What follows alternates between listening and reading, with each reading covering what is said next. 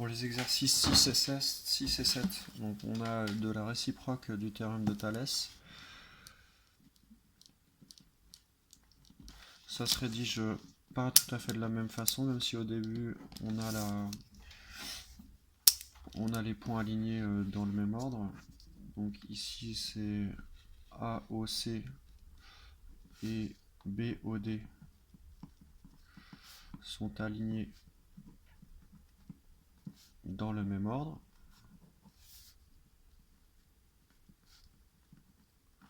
Surtout, vous ne précisez pas que les droites sont parallèles, puisque c'est la question.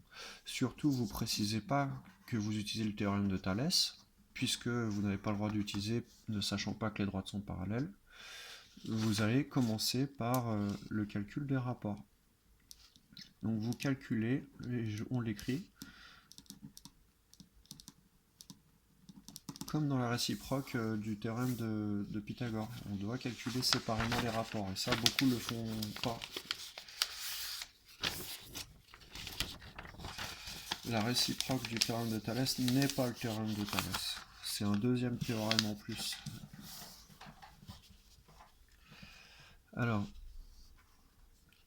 on calcule séparément donc les rapports dans les deux triangles. Ici, on a une configuration qu'on appelle parfois configuration papillon parce que ça dessine les ailes d'un papillon. Et ici, vous remarquez, dans le cours, vous avez peut-être remarqué qu'on n'a jamais ces longueurs-là. Elles ne servent à rien, donc on reste sur AO. On part souvent du point d'intersection, donc OA.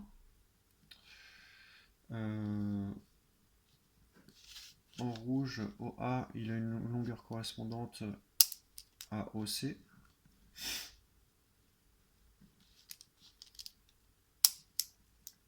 Et OB, qui a une longueur correspondante en vert à OD.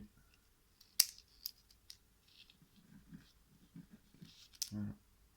Quand vous avez ça, vous remplacez par les nombres.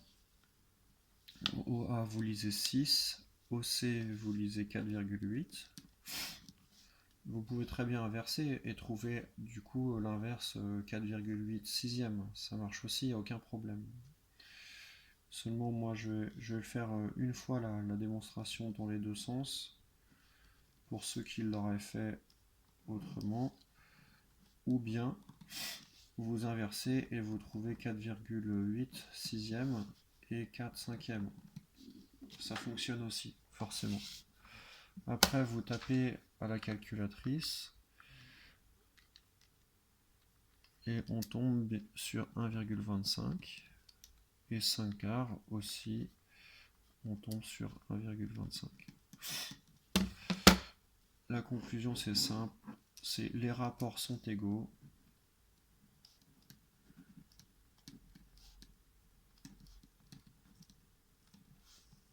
Donc l'égalité de Thalès est vérifiée.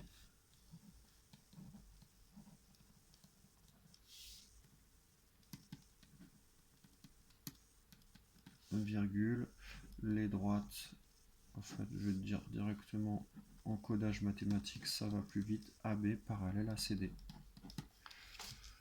Voilà. Donc il faut se méfier du passage au nombre à virgule, parfois il va être interdit. Alors quand est-ce qu'il est interdit le passage au nombre à virgule?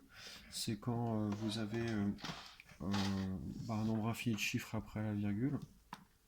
Du coup, vous ne pouvez pas conclure si c'est vraiment rigoureusement égal ou pas, à cause du côté infini du nombre des virgules, du nombre à droite de la virgule.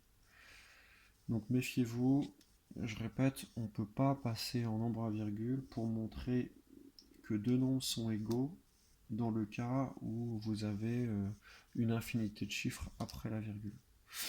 On va voir des exemples comme ça de toute façon.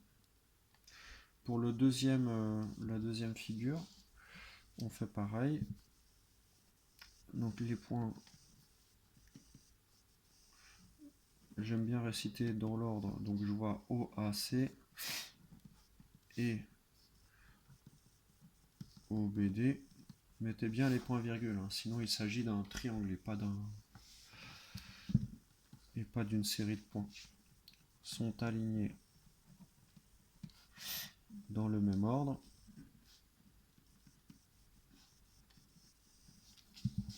On calcule séparément. Et vous avez triangle rouge, triangle vert.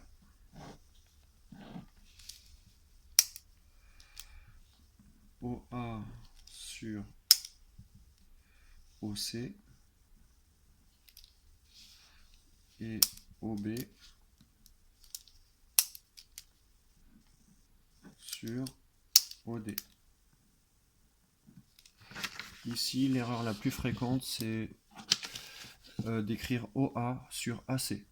Or, ceux qui disent AC considèrent que AC est un côté d'un triangle. Mais ici, il n'y a aucun triangle qui a AC comme côté. Donc les deux triangles ont pour côté OA et OC, pas AC.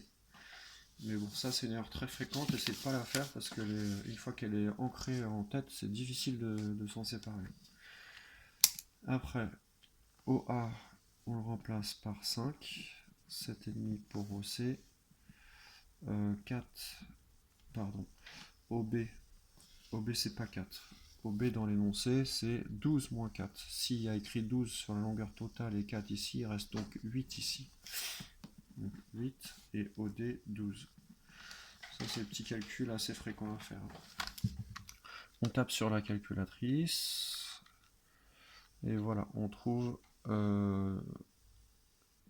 0,666667. Je tape 8 douzièmes. Et on trouve 0,666667. Sauf que là, ce sont des résultats arrondis, vous êtes d'accord? Puisque c'est un résultat à virgule et on sent que la calculatrice affiche son total de nombres affichables. Du coup, quand je tape à la calculatrice, à la place d'appuyer trop vite sur SD, je vais taper directement et je vais obtenir la fraction 2 tiers. Et ici, je vais aussi obtenir la fraction 2 tiers. Et je peux raisonner avec les fractions en disant que les rapports sont égaux.